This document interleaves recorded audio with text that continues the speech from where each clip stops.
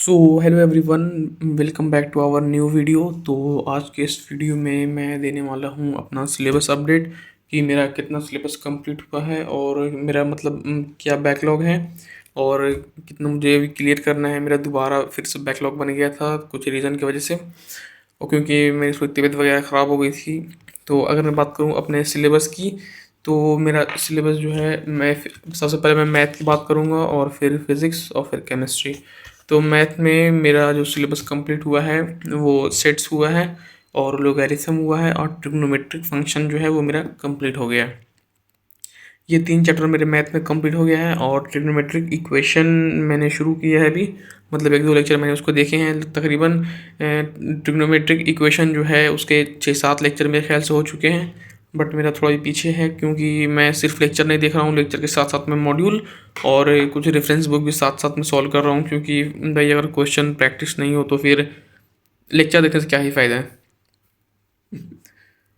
और अगर मैं बात करूँ फिजिकल केमिस्ट्री की, तो फिजिकल केमिस्ट्री में मेरा मोल कॉन्सेप्ट कंप्लीट हो गया है और स्ट्रक्चर ऑफ आइटम कंप्लीट हो गया है। बट अगर मैं क्वेश्चन सॉल्विंग की बात करूँ तो क्वेश्चन सॉल्विंग जो है वो मेरा सिर्फ मोल कॉन्सेप्ट का मेरा भी चल रहा है, मोल कॉन्सेप्ट का, और स्ट्रक्चर ऑफ आइटम का मेरा क्वेश्चन प्रैक्टिस नहीं हुआ है। तो मैं साथ साथ में कर रहा हूँ, और मोल कॉन्सेप्ट का जो क्वेश्चन प्रैक्टिस है तकरीबन 3-4 दिन और लगेंगे मेरे क्वेश्चन प्रैक्टिस करने में मोल कॉन्सेप्ट का। उसके बाद फिर मैं स्ट्रक्चर ऑफ आइटम का जो है वो क्वेश्चन प्रैक्टिस शुरू कर दूंगा।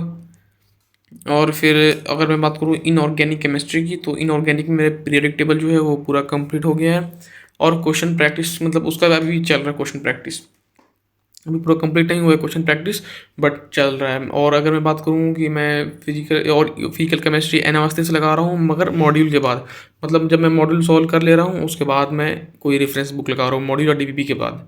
और अगर मैं बात करूँ पीरियोडिक टेबल की, तो पीरियोडिक टेबल में मेरा मॉड्यूल लगभग में सॉल्व हो गया है, और मॉड्यूल सॉल्व होने के बाद और डीबीपी सॉल्व करने के बाद फिर मैं शुरू करूँगा अपना ये वीके जायसवाल जो कि आता है बालाजी पब्लिकेशन का, वीके जायसवाल इनऑर्गेनिक केमिस्ट्री का जेई एडवांस के लिए। उसके बाद मैं वो सॉल्व करूँगा साथ में। और फिर अगर मैं बात करूँ फिज़िक्स की, तो फिज़िक्स में मेरा जो है वो बेसिक मैथ, अगर मैं सलीम सर से पढ़ रहा हूँ फिज़िक्स, और मेरा जो है इसमें बेसिक मैथ कंप्लीट हो गया है, और सलीम सर ने सेकंड चैप्टर वेक्टर पढ़ाया था वो भी कंप्लीट हो गया है, और मोशन इन स्ट्रेट लाइन वो भी कंप्लीट हो गया है। बट अभी सर पढ़ा रहे हैं मोशन इन प्लेन, सर पढ़ा रहे हैं, बट मेरा जो है मोशन इन प्लेन अभी नहीं शुरू हुआ है मेरा। अब मैंने अभी दूसरा लेक्चर मैंने चालू किया है, अभी मैं इसका नोट्स बनाऊंगा। अभी मैं स्टार्ट किया हूँ लेक्चर देखना। अगर मैं अभी टाइम की बात करूँ तो हो टाइम तकरीबन बज रहा है 10, सुबह के 10 बज रहे हैं अभी। और ये वीडियो मैं शायद तक आज ही अपलोड कर दूँ, क्योंकि इसमें एडिटिंग वगैरह मुझे कुछ करना नहीं है, थंबनेल भी कुछ खास नहीं रहेगा इसका। और यही है मेरा, मैं बैकलॉग की बात करूँ तो मेरा बैकलॉग मतलब मैं लेक्चर देखता हूँ, मतलब पढ़ाई कर रहा हूँ मैं, बट बैकलॉग बन जा रहा है। उसका रीज़न ये है कि मैं क्वेश्चन प्रैक्टिस में ज़्यादा टाइम लगा रहा हूँ अपना, क्योंकि भाई क्वेश्चन प्रैक्टिस जब नहीं होगी तो फिर क्या ही फ़ायदा लेक्चर देखने का, मतलब लेक्चर तो फिर यूं ही थ्योरिक हो गया, बट एग्ज़ाम में तो क्वेश्चंस आएंगे। तो इसलिए मैं जो है वो लेक्चर और क्वेश्चन प्रैक्टिस को दोनों को साथ साथ में लेके चल रहा हूँ, मतलब लेक्चर कंप्लीट हो उसके साथ उस टॉपिक का क्वेश्चंस भी कंप्लीट हो जाए, उसके बाद ही मैं आगे बढ़ रहा हूँ। तो ये था मेरा सिलेबस अपडेट। और अगर मैं बात करूँ पढ़ाई की, तो अभी 1-2 दिन से पढ़ाई ठीक चल रही है, बट बीच बीच में मतलब एक पढ़ने का मन ही नहीं करता है, तो फिर भी मतलब कम पढ़ाई होती है बीच बीच में। मतलब अगर 2-3 दिन मैंने ठीक से पढ़ाई की, फिर एक दिन जो है वो तकरीबन मतलब पूरा दिन तो नहीं वेस्ट होने देता हूँ, बट 3-4 घंटा वेस्ट हो जाता है।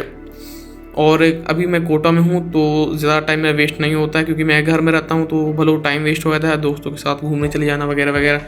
बट यहाँ मेरे कोई दोस्त नहीं है, तो इसलिए मैं कहीं नहीं जाता हूँ, बस मैं मेस जाता हूँ खाना खाने के लिए, और खाना खाने के बाद मैं यहाँ आ जाता हूँ अपने रूम पे अपने हॉस्टल में, और उसके बाद मुझे पढ़ना ही पड़ता है भाई, क्या क्या ही कर सकते हैं।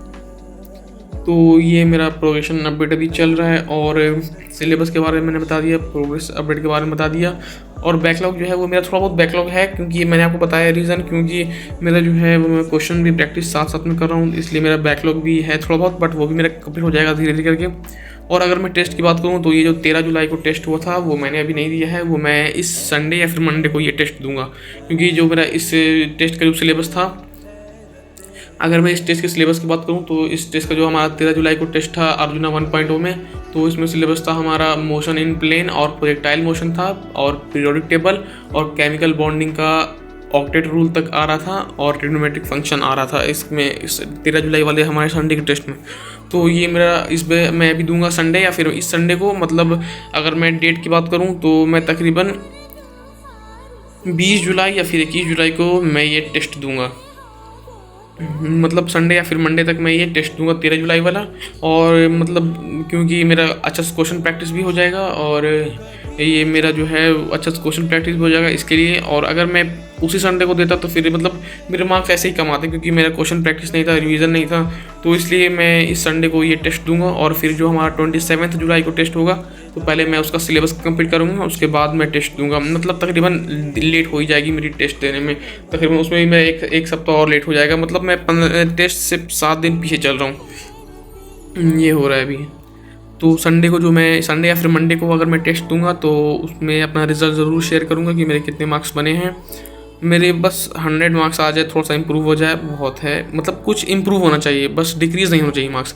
तो अगर मैं बात करूँ पिछले टेस्ट में, तो पिछले टेस्ट में मेरे 96 आए थे और देखते हैं इस टेस्ट में कितने आते हैं। बस इंप्रूव होना चाहिए, मार्क्स डिक्रीज़ नहीं होना चाहिए, इंप्रूव होना चाहिए। और फिर टेस्ट का एनालाइज करेंगे और देखेंगे क्या होता है, कौन सा सब्जेक्ट वीक है और कौन सा चैप्टर में प्रॉब्लम आ रही है। तो ठीक है, मिलते हैं नेक्स्ट वीडियो में। आज के लिए इतना ही, बाय बाय।